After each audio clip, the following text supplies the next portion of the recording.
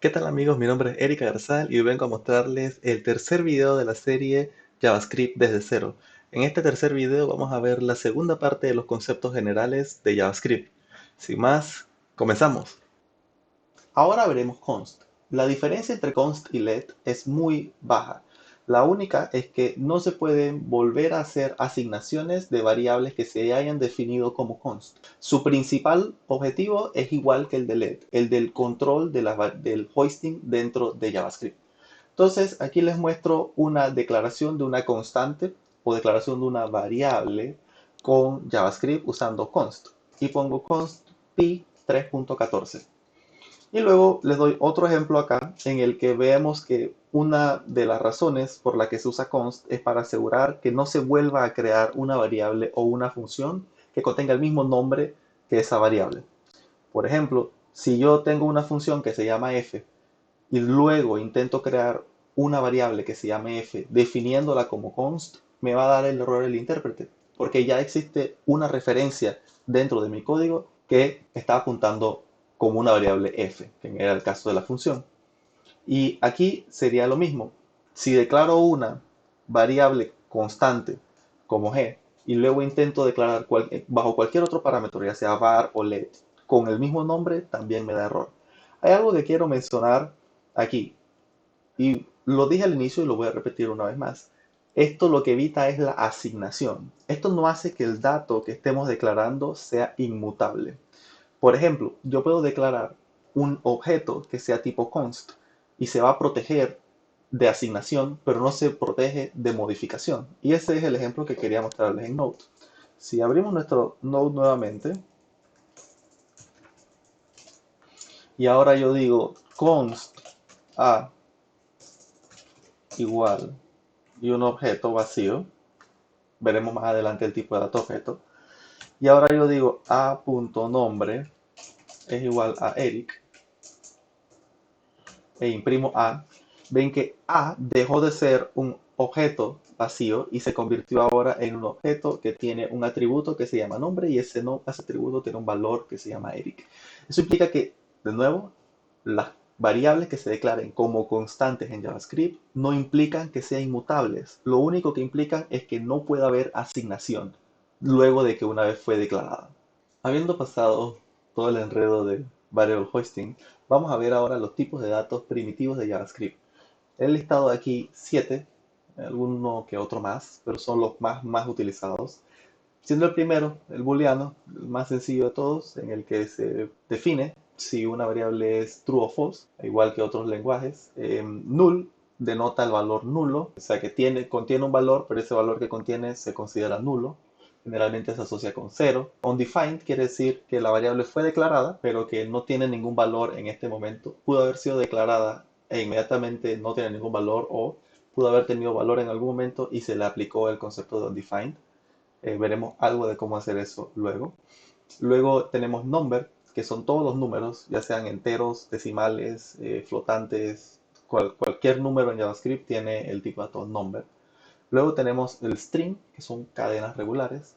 Tenemos symbol, que es un nuevo tipo de dato desde ECMAScript 6. No se usa mucho, así que no lo vamos a tocar mucho acá. Y el último es object, que es el tipo de dato por excelencia. Se estructuran los datos utilizando en este concepto de objeto y generalmente los objetos también pueden heredarse a otras estructuras como arreglos. Como les decía, JavaScript es un lenguaje de tipado dinámico, lo que implica que nosotros podemos hacer asignaciones una vez ya tiene un valor y que el intérprete automáticamente estará interpretando cuál es el tipo de dato y asignándoselo a esa variable. Por ejemplo, yo puedo escribir node y puedo decir que a es igual a Eric y luego digo que a es igual a 10 y automáticamente él cambia el tipo de dato, no hace falta hacer ningún tipo de casting, él lo interpreta. Hay ocasiones en las que, sin embargo, se quiere hacer algo distinto, pero eso lo veremos un poco más adelante. Aquí les tengo dos formas en las que el intérprete entiende lo que nosotros le estamos tratando de decir. Y aquí es donde JavaScript se pone un poquito tricky. Por ejemplo, yo puedo declarar una variable x en la que pongo la respuesta es y le sumo 42.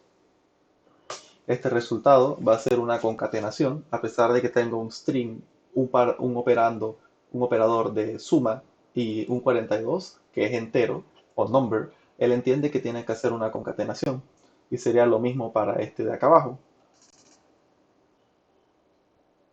Si lo copiamos aquí y lo pegamos, es el mismo resultado. Sin embargo, ese es para cuando usan el operador de suma.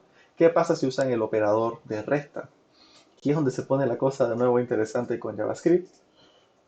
Le damos un enter, es lo que está haciendo. A pesar de que el 37 que le estoy mostrando aquí es un string y el 7 que está aquí es un number, si el operador es menos, él entiende que él tiene que hacer una resta.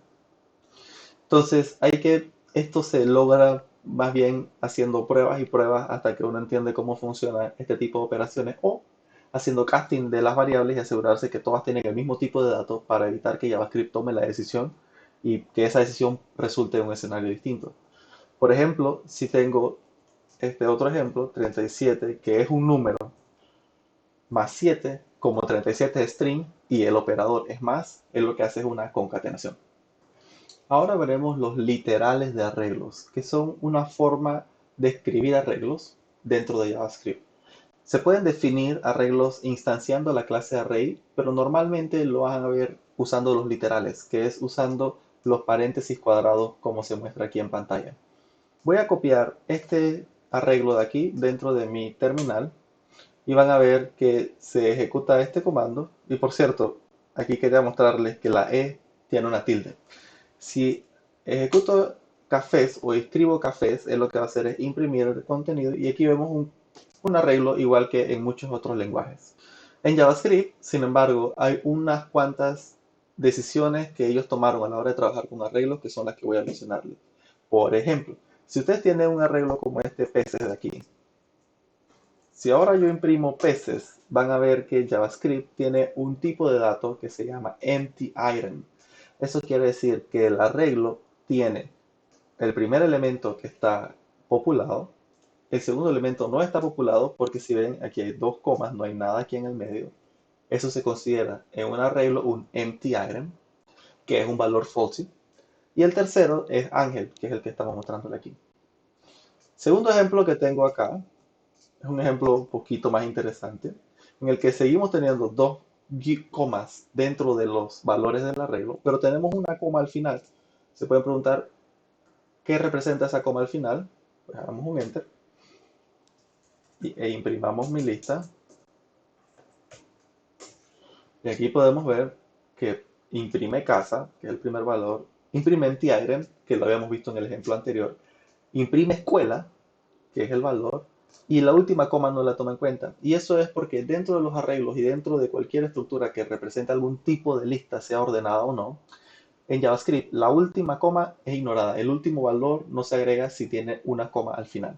De hecho, se insta a que los usuarios o los programadores escriban esa comita al final, porque si alguien viene y modifica ese arreglo y escribe algo al final del arreglo y se le olvida colocarle la coma, ya ustedes previamente le agregaron la coma para ayudarlo a él, evitando errores.